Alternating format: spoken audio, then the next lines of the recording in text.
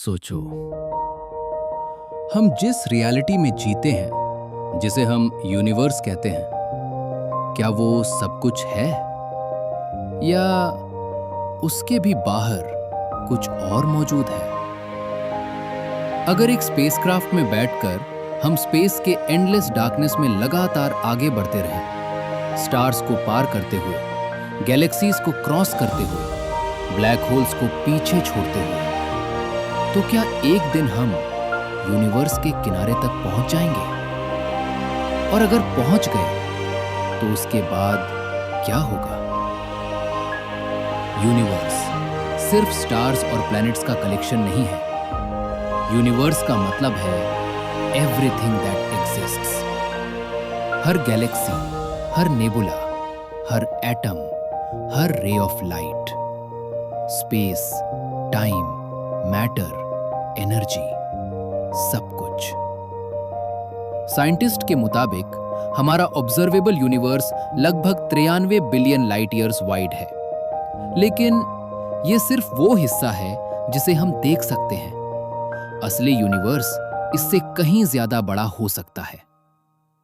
अब सवाल उठता है, क्या यूनिवर्स का कोई एज है? एक ऐसी बाउंड्री जहां सब कुछ खत्म हो जाए?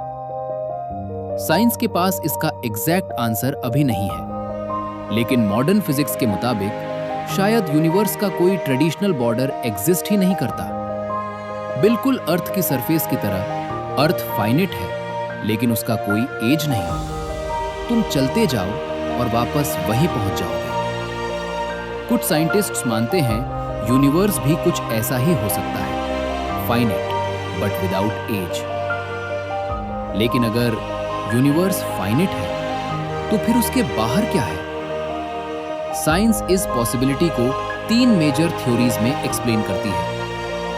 पहली पॉसिबिलिटी, वहां कुछ भी नहीं है, ना स्पेस, ना टाइम, ना मैटर, क्योंकि आउटसाइड द यूनिवर्स शायद एक मीनिंगलेस कॉन्सेप्ट हो। दूसरी पॉसिबिलिटी, हमारा यूनिवर्स अकेला नहीं है, यह सिर्फ एक बबल हो सकता है, एक जाइगैंटिक मल्टीवर्स के अंदर, जहां काउंटलेस यूनिवर्सेस मौजूद हों, हर एक के अलग लॉज ऑफ फिजिक्स के साथ।